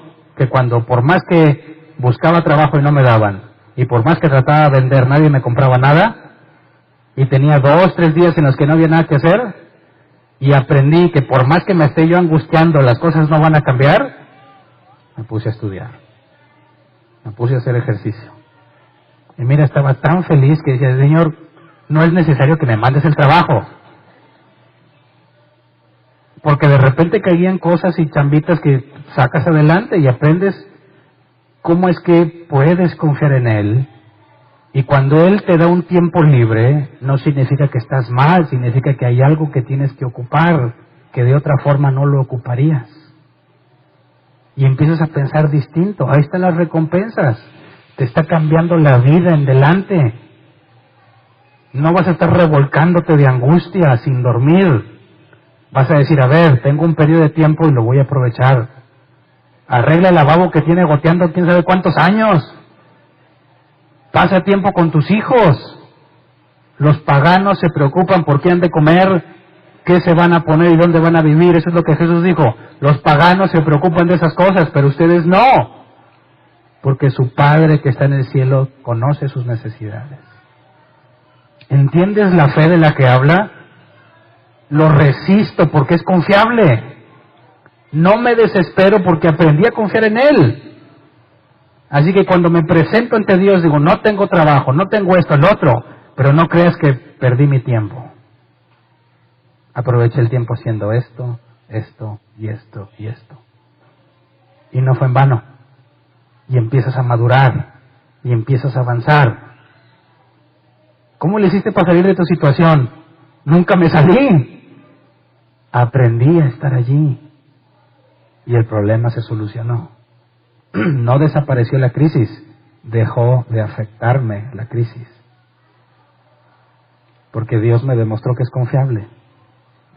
¿Qué es lo que está hablando de esos pasajes? ¿Por qué Abraham se esperó tanto tiempo? Al principio sí estaba todo angustiado, ¿verdad? No me has dado nada, no me has dado nada. La brillante idea que tiene la esposa de Abraham: acuéstate con mi esclava. Ojo, esposos, ojo, aprendan de Abraham. Le hizo caso a su esposa, ¿verdad? ¿Y luego qué hizo su esposa con él? Le echó en cara lo que ella le había dicho. Seamos sabios. Si Dios ha prometido algo, que nadie te convenza de dejar de confiar en Él. Ni tu esposa. Y puede pasar al revés, ¿verdad? Que la esposa es la tranquila y el esposo es el desesperado. No, se trata de permanecer. Oye, Abraham, pero ya no puedes tener hijos. Ya se te pasó el tiempo. Sigue confiando. Que tiene poder, dice, se le dio fuerza para tener hijos aún en su vejez. Ese es el punto. Versículo 17 al 31. Por la fe, Abraham, que había recibido las promesas, fue puesto a prueba y ofreció a Isaac, su hijo único, a pesar de que Dios le había dicho: tu descendencia se establecerá por medio de Isaac. Fíjate cómo ya cambió el tema. Ya recibió al hijo, ¿verdad? Bueno, y Dios le dice: ofrécelo en el altar. Nunca le dijo que lo matara. Ofrécelo en el altar. Pero como Abraham ya había tenido muchas ocasiones de fe, dijo: órale pues, va. Y cuando Isaac, que no era un niñito, era un joven de edad casadera, según la palabra hebrea, un joven en edad casadera, cuando iban subiendo, fue Isaac quien agarró la leña. No creas que era un niñito, muchos piensan que era un niñito y que le dijo: papi, ¿dónde está el sacrificio? Ya ves que le pregunta, ¿verdad? Te vamos la leña, vamos a estar, ¿y dónde está el animal que vas a matar? Y dicen: imagínate al niño: papi, ¿dónde está el corderito? Y que le diga: tú eres el cordero. Se traumaba el pobre niño. ¿Qué habrá sentido el niño? Que su papá lo acuesta sobre la leña y saca el cuchillo. Imagínate la cara del niño. Dicen: ¿qué Dios tan sádico? ¿Le genera un trauma a la pobre criatura? No, era un joven en edad casadera. Él solo se subió y él solo se acostó en la leña que él mismo cargó. ¿Por qué? Porque confiaban en Dios. Eso es lo que dice aquí. Consideraba Abraham que Dios tiene poder hasta para resucitar a los muertos, y así, en sentido figurado, recobró a Isaac de entre los muertos. Y una palabra que Dios le dice a su hijo, y que Abraham le dice a Isaac: Dios se proveerá de cordero. ¿Verdad? Entonces, podemos ver que Abraham sabía que no iba a matarlo, sino que Dios se proveería. ¿Cómo? ¿Quién sabe? Pero él confiaba. Si Dios prometió que en Isaac habría descendencia, es confiable. Hizo todo hasta llegar al punto: Abraham, no lo mates. Si tú lees otro pasaje en Jeremías, cuando los israelitas ofrecían a sus hijos a Moloch, dice: son cosas que a mí nunca, dice una versión, no sé si es la NBI, que jamás ni siquiera me había pasado por la mente que ofrecieran a sus hijos como sacrificio. De manera que nunca fue la idea de que matara a Isaac. Pero si te fijas, fue hasta ese punto porque había aprendido a confiar en Dios. Versículo 20. Por la fe, Isaac bendijo a Jacob y a Esaú, previendo lo que les esperaba en el futuro. Por la fe. Por la fe, Jacob, cuando estaba a punto de morir, bendijo a cada uno de los hijos de José y adoró apoyándose en la punta de su bastón. Por la fe, José, al fin de su vida, se refirió a la salida de los israelitas de Egipto y dio instrucciones acerca de sus restos mortales. O sea que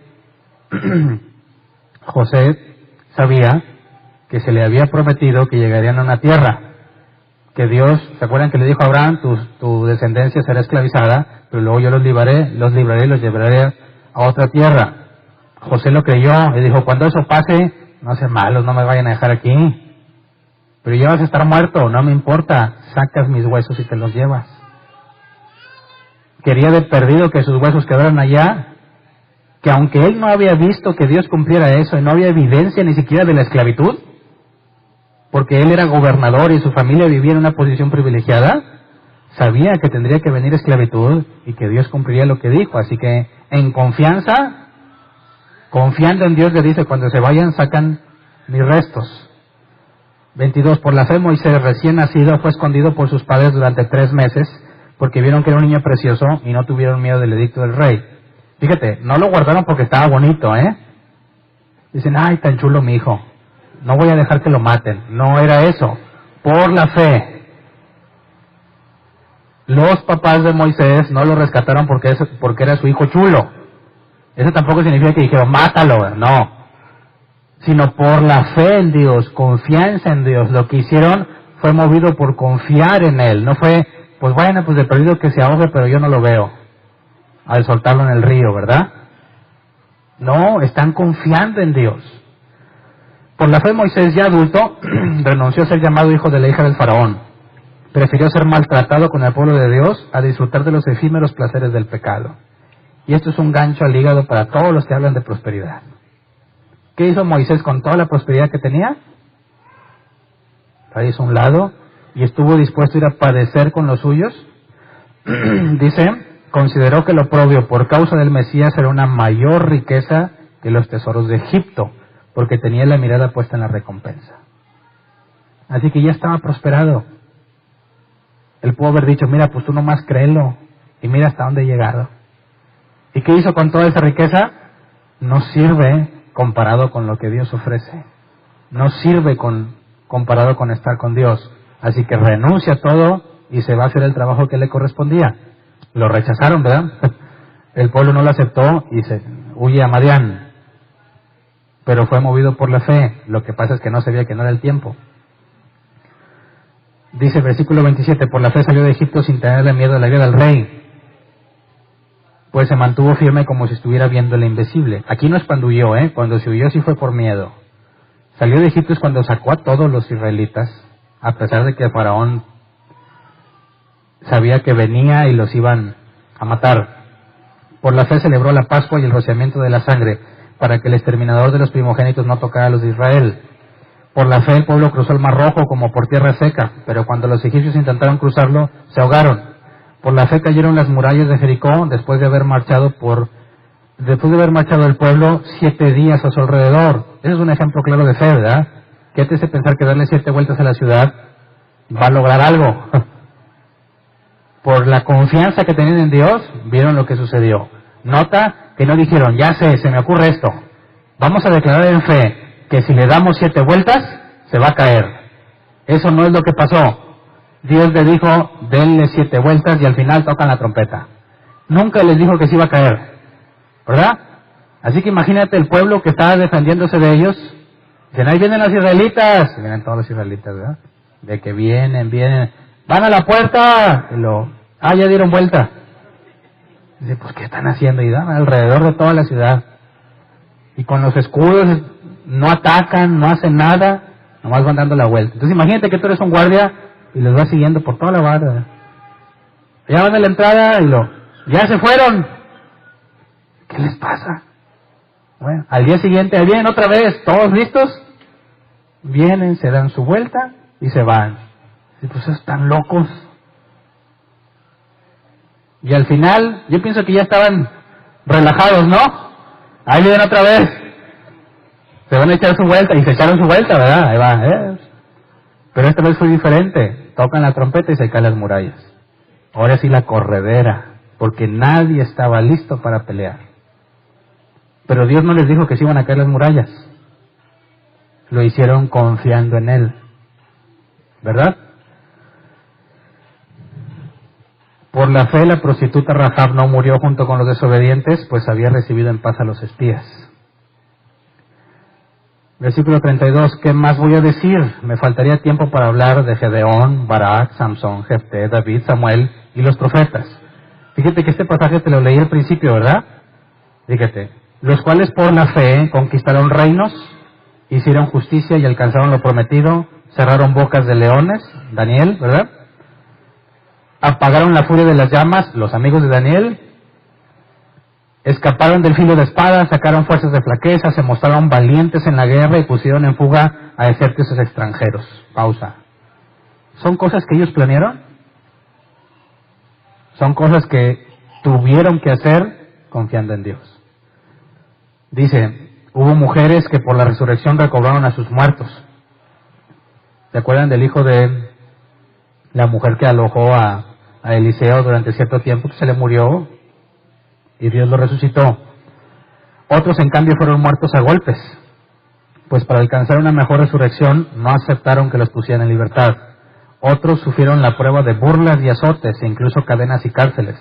Fueron apedreados, aserrados por la mitad, asesinados a filo de espada, anduvieron fugitivos de aquí para allá, cubiertos de pieles de oveja y de cabra, pasando necesidades, afligidos y maltratados. El mundo no merecía gente así. Anduvieron sin rumbo por desiertos y montañas, por cuevas y cavernas. Así que no nada más conquistaron reinos y toda esa parte bonita, ¿verdad? También los cortaron por la mitad. Los torturaron por confiar en Dios. Terminamos versículo 39, en delante. Aunque todos obtuvieron un testimonio favorable mediante la fe, ninguno de ellos vio el cumplimiento de la promesa. Ninguno de ellos recibió lo que todos estamos esperando todavía. Ninguno de ellos vio el Mesías. Ninguno de ellos entendió las cosas que ahora entendemos nosotros. Esto sucedió para que ellos no llegaran a la meta sin nosotros, pues Dios nos había preparado algo mejor. Así que si te fijas, Hebreos 11 tiene que ver con resistir, a pesar de que sufras, con enfrentar el miedo de ir a luchar con Goliat, no porque tienes mucha fe, sino porque confías en Dios. David se enfrentó a Goliat confiando en Dios, en que Dios haría algo, no en que él fuera machín. Gedeón, todo lo que hicieron, todo fue porque confiaban en Dios. Pero su meta no estaba aquí, sino estar con Él. Así que dice, Dios no los dejó llegar. Esto sucedió para que ellos no llegaran a la meta sin nosotros, pues Dios nos había preparado algo mejor. Así que ellos siguen siendo personas que aún no han visto lo que nosotros también esperamos que suceda con nosotros, ¿verdad? Para que puedan estar con Dios necesitan un cuerpo glorificado. Ellos no lo tienen ni nosotros. Eso implica que todos somos un solo pueblo para Dios. Lo que empezó con Abel todavía no lo termina. Nos está esperando a nosotros. Y después de nosotros a otros. Nadie sabe el día y la hora en el que va a venir. Pero esa es la esperanza. Que aunque muramos y no alcancemos a verla, Él es digno de confianza. Esa es la fe bíblica. No la que te da casas y carros y salud y familias unidas. No. La que te hace seguir firme a pesar de que te apedrean, a pesar de que te serruchen por la mitad, a pesar de que vivas como fugitivo, escondiéndote para que no pierdas la vida. Es la fe que sostiene a los cristianos en Siria.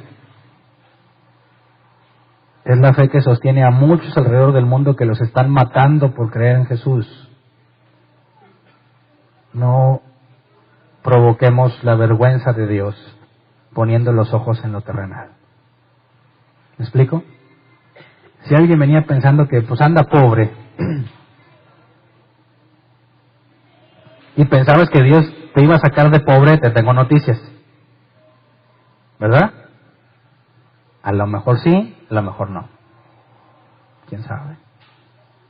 No, Hernán, tú declárame. Lo que yo declare sale sobrando. Puede que siempre te quedes así, puede que no. Lo importante es que dejes de enfocarte en eso y empieces a poner los ojos en Él. Hay una razón, ¿verdad? Dios es bueno y es fiel. Y así como a Pablo le dio su aguijón en la carne para que no se le subiera, para no despegar los pies del suelo, hay una buena razón por la que Pablo dijo 3 veces le he rogado al Señor que me la quite y me dijo, bástate mi gracia, mi poder se perfecciona en tu debilidad. Así que si tú estás pobre y Dios no te saca de ahí, es porque si no fueras pobre serías bien sangrón. Es una conclusión válida según lo que dice Pablo. Por lo elevada de sus visiones, le envió un aguijón en la carne que lo abofetea. cuando se empiece a exaltar, ¿verdad? Así cuando digas, ay, ¿por qué yo no soy millonario? Bueno, puede ser una razón muy válida que si lo fueras, no estarías buscando a Dios, ¿verdad? ¿Por qué Dios no me ha dado un trabajo? Es muy probable que si te lo diera ahorita, ese trabajo te aparta de Dios. ¿Por qué Dios no restaura mi familia? La misma razón.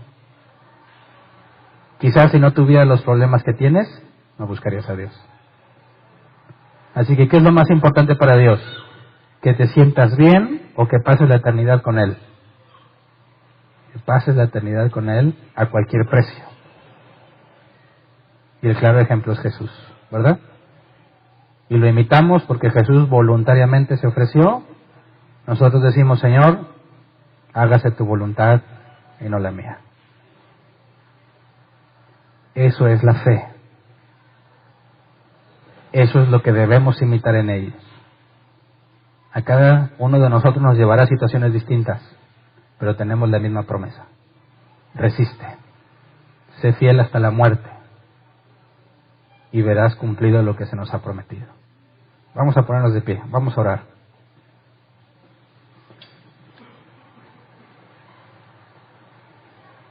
Te lo digo por experiencia, algunas veces puedes pensar que no necesitas escuchar este tipo de cosas. Dices, no, Hernán, yo necesito que me digas que me va a ir bien. Créeme, no es eso lo que necesitas. Necesitas escuchar la realidad, la verdad. Y esa es la verdad bíblica. Dios nos ha llamado a soportar, a resistir confiando en Él, con la promesa de que ninguna prueba que venga te va a destruir, sino que te dará la salida en cada una de ellas. Todo obra para bien para aquellos a los que conforme a su propósito fueron llamados. Y dice Pedro, después de que hayas padecido un poco de tiempo, verás lo que Dios quiere hacer, verás la gloria de Dios. Así que resistamos, no caigas en la tentación de enfocarte en tu bien terrenal. Ahora no significa que, pues, ¿para qué trabajo, no? Que al cabo eso no es lo que importa. No, hay un balance. Tú haces las cosas que te corresponden para sostener a tu familia, para educar a tus hijos. Pero el límite lo establece Dios. Hasta dónde llegas, Dios te lo va a poner. ¿Sabes qué? Yo quisiera que todos mis hijos tuvieran carro, pero no puedo. ¿Verdad? ¿Voy a vivir deprimido porque no tienen carro? No. Confía en Dios. Hay una buena razón por la cual no la puedo hacer. Un día me voy a dar cuenta. Pero eso no significa que soy un mediocre que no trabaja, que al cabo Dios va a hacer lo que quiera. No, yo me esfuerzo, hago lo mejor que puedo. Pero cuando Dios pone un límite, lo acepto, confiando en Él. ¿Me explico? Ahí está la clave. Proverbios 31 dice, no me des tanto que me olvide de quién eres, y diga, mi mano me ha engrandecido, me olvide de ti. Ni me des tan poco que llegue yo a robar y avergüence tu nombre. Dame lo necesario. Esa es la sabiduría bíblica. Dame lo que yo puedo manejar, lo que necesito para no avergonzarte ni para olvidarme de ti. Y el punto es que cada uno de nosotros tenemos es distinto el punto en el que controlamos las cosas, ¿verdad? Pero podemos confiar en Él. Así que oremos, Señor, gracias porque has tenido mucha paciencia con nosotros. Gracias porque a pesar de que nos desesperamos y en muchas ocasiones tratamos de renunciar, gracias porque en tu paciencia nos hiciste reflexionar, nos hiciste entender y nos hiciste cambiar. Gracias porque no tomaste en cuenta ninguna de las ofensas que te hemos dicho, ninguno de los reclamos que te hicimos, cuando nos dimos cuenta que no teníamos lo que pensábamos que merecíamos. Perdónanos todas las veces que explotamos contra ti, enojados por nuestra situación. Lo hacíamos en ignorancia, Señor, porque no te conocíamos. Y en tu misericordia te manifestaste a nosotros y nos mostraste la salida. Y a los que aún no se las has mostrado, sabemos que se las mostrarás para que confíen en ti, para que veamos que tú tienes el control, para que podamos descansar en medio de la dificultad sabiendo que nada de esto nos destruirá, porque tú eres fiel. Perdónanos a aquellos que en caso contrario buscábamos la prosperidad a toda costa, aquellos que pensamos o llegamos a pensar que la bendición se traduce en los bienes materiales, aquellos que te avergonzamos tratando de usar la fe para conseguir nuestros deseos materiales. Perdónanos a todos aquellos que tratamos de hacer pactos materiales contigo, tratamos de sobornarte dándote dinero para conseguir más dinero de ti. Perdónanos por avergonzarte cada vez que nos decíamos cristianos, cada vez que nos asegurábamos a nosotros mismos que éramos siervos tuyos. Según tu palabra podemos ver que avergonzábamos tu nombre, pero no nos desechaste, no nos entregaste a nuestros propios deseos, sino que nos disciplinaste. Y es tu misericordia la que nos tiene aquí, y es tu misericordia la que nos sostiene. Perdónanos por lo bajo que hemos caído, y perdónanos, Señor, por nuestra ignorancia. Pero, según lo que entendemos en tu palabra, a pesar de nuestros errores y nuestros defectos, el justo por la fe vivirá. No son nuestras obras ni nuestros méritos, sino lo que Jesús hizo, la vida que Él tuvo y los méritos que Él obtuvo. Señor, hemos sido declarados justos no por nuestras obras, sino por tu misericordia. Y por eso oramos a ti con confianza, sabiendo que tú eres fiel y justo para perdonar los pecados por medio de tu Hijo Jesucristo. Y concédenos ser congruentes, que lo que entendemos podamos vivirlo, que no haya nada en nuestro comportamiento que sea ajeno a lo que tú demandas, y que podamos entre nosotros tener paciencia y tolerancia con aquellos que tienen menos madurez, y los que han madurado y han pasado por esas situaciones ayuden a los que apenas las están experimentando, para que podamos cumplir con lo que se nos ha encomendado de edificarnos unos a otros. Señor, que cada uno esté agradecido con lo que tiene, sabiendo que hay una buena razón por la cual lo has definido así. De antemano, a ti sea la gloria y la honra por siempre. Amén. Pueden sentarse. Preguntas. Sección de preguntas. Si tienes una pregunta, levanta tu mano y te llevan el micrófono. Acá hay preguntas, adelante.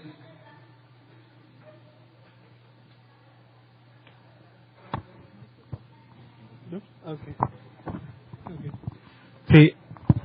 Bueno, no hay más sobre eso. ¿Ya? Ya, ok. Mencionabas que ninguno de los que alcanzaban, o sea, lo que es ver a Jesús y eso no han podido porque no tienen el cuerpo glorificado, ¿verdad? No han podido llegar a la promesa. Ok, entonces me surge una duda. Cuando Jesús estuvo se manifestó, o no me acuerdo, se transfiguró, creo. Ajá. Dice que salió Moisés, Isaías, más o menos, entonces... Elías. Entonces ahí cómo viene siendo, ¿qué viene siendo eso? Si no alcanzaron a ver al Mesías, porque ahí sí lo vieron, o sea, ahí fue el cumplimiento de ellos, específicamente nada más para ellos, o cómo está. Ok, la promesa no nada más sería ver a Jesús, sino estar y vivir con Él. Aquí hay dos opciones. No podemos llegar a una conclusión 100% segura, porque la Biblia no nos explica a detalle por qué, pero hay varias opciones. Número uno, ¿cómo fue que Samuel habló con Saúl a través de la pitonisa? Vio a Samuel le comunicó una verdad que se confirmó, murió Saúl y su hijo, tal como Samuel lo había dicho. Y eso significa que Samuel andaba vivo o que fue una excepción y lo dejó ver algo. Es bueno, si con Samuel, que reconoce que estaba en el sueño de los muertos, fue despertado, fue usado en ese particular evento y muy probablemente regresó a los muertos, pudo haber pasado lo mismo con Moisés y con Elías. Otra teoría es que Moisés y Elías ya están disfrutando en el cielo de todo lo que se nos ha prometido y simplemente les dieron un tour acá abajo para que vieran a Jesús en carne. Pero pues a mí ya no me suena muy congruente, ¿verdad? Sobre todo a raíz de este pasaje. Si ellos no han llegado, porque todavía faltamos nosotros, se me hace difícil concebir la idea de que allá algunos ya están disfrutando de lo que nosotros todavía no disfrutamos. Pero tampoco se puede descartar completamente, ¿verdad? Algunos dicen, ponen un ejemplo de que vamos al cine y sabes que yo voy a llegar un poquito tarde, pero todos tus amigos van, se sientan, empiezan la película y te dicen, aquí tenemos tu lugar. No es lo mismo si no estás aquí. Y pues depende de tus amigos, ¿verdad? Porque les vale que eso, no llegaste, nosotros damos la película. Entonces, ese ejemplo como que trata de ilustrar la idea de que ya hay personas disfrutando de lo que nosotros disfrutaremos, pero que como tú faltas, pues no están tan a gusto. Pero, o sea, no voy de acuerdo a esa idea, pero tampoco hay un pasaje que simplemente diga que eso es imposible. Entonces, ahí hay libertad de tener distintas teorías, porque la Biblia no dice específicamente cuál es la razón por la que Elías y Moisés están ahí. Carmen. Buenas tardes. Oye, hace ratito se mencionó que lo de la fe era a partir de, bueno, igual no de Abraham, sino de Abel. Pero Adán y Eva no tenían fe porque veían, se supone, a Dios. Pero que no...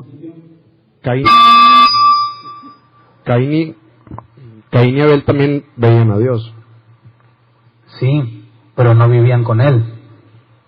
Es decir, vemos que en el original Caín vio algo en el rostro de Dios, por lo cual se supo rechazado. Pero entonces habría que irnos a Génesis. Entonces tuvo que haber una especie de interacción, pero en ningún momento es igual como Adán y Eva que vivían en Edén con Dios. Adán y Eva fueron expulsados de Edén. Ya no tenían la comunión que tenían originalmente. Pero ellos no necesitaban algo para confiar en Dios. Ellos ya tenían la evidencia de que Dios estaba ahí. Habían reconocido su error. No hay nada que ellos les impida confiar. Pero Caín y Abel tenían que creer en muchas cosas que sus papás les contaban. ¿Me explico? Que ellos no vieron. Imagínate, toda la creación era tan distinta a lo que Adán y Eva originalmente vieron. Y imagínate, están Caín labrando la tierra, sudando, ejercitándose, y que Adán le diga, no hombre, antes no era así. ¿En serio? ¿Y luego por qué es así? Pues por tu mamá. No es cierto. No es cierto. Hay cosas que ellos no pudieron ver, que tuvieron que aprender a confiar en Dios, creyendo que un día sería restaurada, porque desde ahí se dio la profecía. Un hijo de Eva le aplastará la cabeza a la serpiente.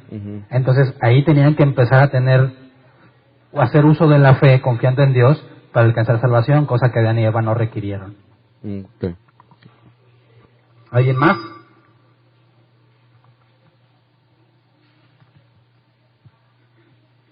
Ahí había una mano levantada, pero no sé quién está más cerca. Igual ahí en todo lo alto, ayúdenme a coordinar porque no sé quién le levantó primero.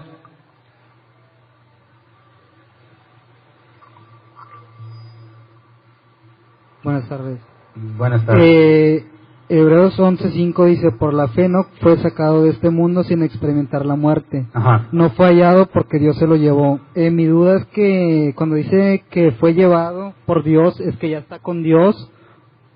¿O a qué se refiere este pasaje? Pues es que viene siendo otro punto similar. Se lo llevó, pero no dice a dónde. Ajá. ¿Verdad? O sea, y se supone que Jesús dijo, necesitamos un cuerpo nadie ha glorioso. subido al cielo, sino el Hijo del Hombre, ¿verdad? Sí. Y dicen, ¿y Enoc? No dice que se lo llevó al cielo. No. ¿Dónde está? ¿Quién sabe? ¿Cómo es que su cuerpo mortal puede estar allá? No sé, pero de que no estaba en la tierra, no estaba en la tierra. De que no se murió, como la vida de cualquier humano, no se murió. ¿Dónde anda? Bueno. ¿Quién sabe? No hay forma bíblica de concluirlo. Ok, gracias. Moisés dijo, lo revelado todo es para nosotros, lo oculto pertenece a Dios. Si no nos lo reveló, créemele que no lo necesitamos saber.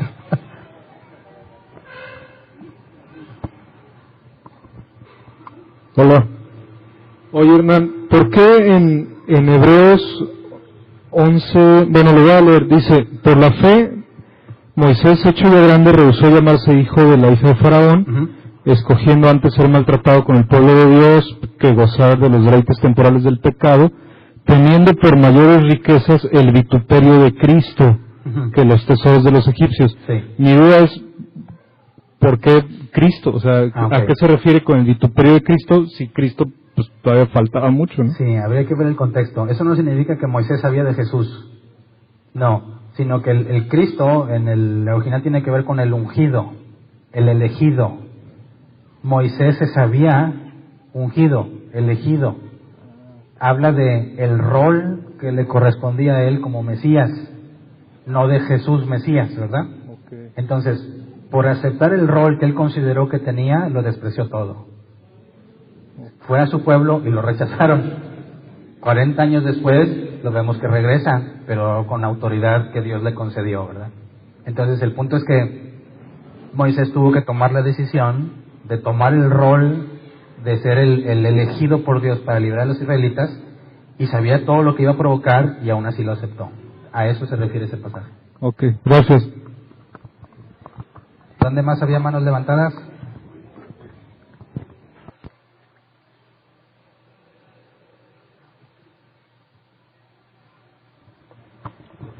Buenas tardes. Buenas tardes.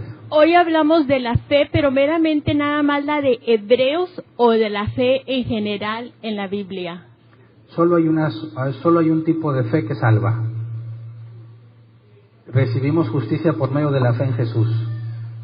Bueno, lo que yo aprendí es que la fe que nos enseñó usted hoy acerca de Hebreos es que nada más era para lo celestial, no lo material. Uh-huh. Y en Lucas dicen los apóstoles al Señor, aumentanos la fe. Sí. Y entonces el Señor le dice, si tuvieres fe como un grano de mostaza, podréis decir a este sicómoro, desarráigate, plántate en el mar, y os obedecerá. Aquí no habla de lo celestial. Sí habla de lo celestial, pero habría que entender la fe. ¿Cómo entiende usted la fe en ese pasaje? ¿Qué significa? Pues como que tienen poder. O sea, que si ellos se les antoja decirle que se arranque el sicómoro, se va a arrancar. Jesús lo está diciendo. Bueno, hay otros no sé pasajes... si en sentido figurado o en sentido literal. Ah, ese es el punto, ¿verdad? Si eso significa que a su criterio pueden hacer lo que quieran, les estaría otorgando una autoridad que ni siquiera Jesús usó. Jesús dijo, yo no he venido a hacer mis obras, sino las de mi Padre. Y Jesús vivió en obediencia. Ese pasaje, si lo sacamos de su contexto, podría llevarte a pensar que tú puedes pedir lo que tú quieras. Pero no, Jesús dijo que lo que piden en mi nombre os será hecho, ¿verdad? Lo que piden en mi nombre lo recibiréis. Eso dice en otros pasajes. Entonces tenemos que empezar a ver todo lo que la Biblia habla sobre la fe, no nada más basado en un pasaje, sino en general, y entender que Jesús dijo que lo que pidamos en su nombre nos lo dará. Entonces no se trata de yo dar una serie de instrucciones porque yo dije, sino que tiene que ser en su nombre. Y cuando hablamos de en su nombre, no es la frase en el nombre de Jesús, sino que es cuando hablabas en ese contexto histórico de ir en nombre de alguien, es como nuestro contexto legal que tienes un representante, que tu cliente o el cliente le dice que lo represente. Entonces, cuando este representante legal hace algo en tu nombre es porque tú se lo autorizaste, tú lo mandaste. Cuando Jesús dice que lo que piden en mi nombre se los daré, no significa que digas en el nombre de Jesús, sino que Él te haya mandado a hacerlo. Si Jesús les dijo a los 12 y a los 70, vayan, resuciten muertos, sanen enfermos, y fueron y lo hicieron, fue porque Jesús se los mandó. Entonces ahí está, la fe tiene que ver con confiar en Dios, en lo que Él ha dicho. Si Dios te dice, dile al cerro de la silla que se arranque y se vaya al mar, lo va a hacer, no porque yo lo creo, ni porque yo lo digo, sino porque confío en el que dio la orden. Gracias. ¿Alguien más? Acá. Aquí adelantito.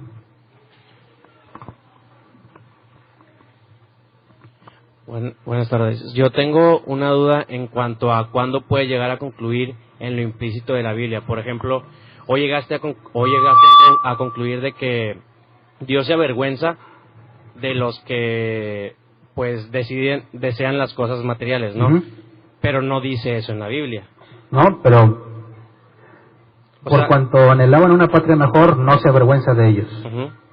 En el sentido contrario, no estoy quebrantando, ni modificando, ni invalidando lo que el pasaje dice. Sí. Mi duda es, por ejemplo, ¿cuándo lo puedes usar y cuándo no? Porque no lo puedes usar cuando, por ejemplo, de que dice Dios no serán borrados sus nombres del libro de la vida. Claro. Ahí no se puede usar lo que no dice la Biblia, pero acá sí se puede Y ok, entiendo. Sí, ese es el... Es que bueno, en lo que hemos visto, por ejemplo, Hebreos 9, Hebreos 6, habla de aquellos que parece que son pero no son, que a fin de cuentas no confían y a fin de cuentas se vuelven atrás. Estos que están buscando solo el material, y mencioné la parábola de la semilla, que crece rápido pero como no tiene profundidad, se aparta. Estos que se apartan o que venían buscando algo material no se van a quedar, no son los elegidos. Por eso en mi oración hablaba de misericordia, que en lugar de ser desechados, se nos concede ser renovados y entender. Entonces, en el contexto de que algunos hebreos se están apartando y se van, y nomás buscan lo material, y como les está yendo mal, deciden regresarse a donde eran, no puede ser que Dios se enorgullezca de ellos porque no están mostrando confianza. Entonces, estas conclusiones no las puede sacar nomás de un pasaje, tiene que armonizar toda la Escritura. Y en base a todo lo que hemos estudiado, el concluir que Dios se avergüenza de estos que se dicen cristianos y no lo son, es algo que armoniza no nada más en todo Hebreos, sino en toda la Escritura, ¿verdad? Si llegamos a una conclusión que entra en conflicto con otras partes, pues nuestra conclusión no puede ser correcta. Muy bien. ¿Alguien más? Ahí mismo. Muchas veces me ha tocado que se tome la cita de Jeremías 29:11 para decir que Dios no nos quiere ver derrotados, o lo que Dios tiene para nosotros siempre son cosas buenas, prósperas, cuando dice los planes que tengo para ustedes son de bien y no de calamidad. Okay. Muy buen ejemplo. ¿Quiénes son ustedes en ese pasaje? ¿Nosotros? ¿O quiénes son? ¿A quién estaba destinada esa profecía? Ahí está el punto, ¿verdad? Si tú dices, no, los planes que tengo para ustedes, y tú te metes en ese ustedes, nada que ver. Tiene un destinatario. Los judíos están derrotados, esclavizados, y Dios les dice, van a estar ahí 70 años, pero yo tengo planes para ustedes. Entonces, el error es que la gente se quiera meter en el ustedes cuando obviamente eran los judíos. Es exactamente lo mismo entonces cuando dice, cree en el Señor Jesús y serás salvo tú y tu casa. Claro. No es para todo. Tú y tu casa no eres tú, sino el carcelero. Y 2 versículos después se cumple. ¿Alguien más? Nadie más. Muy bien. Avisos.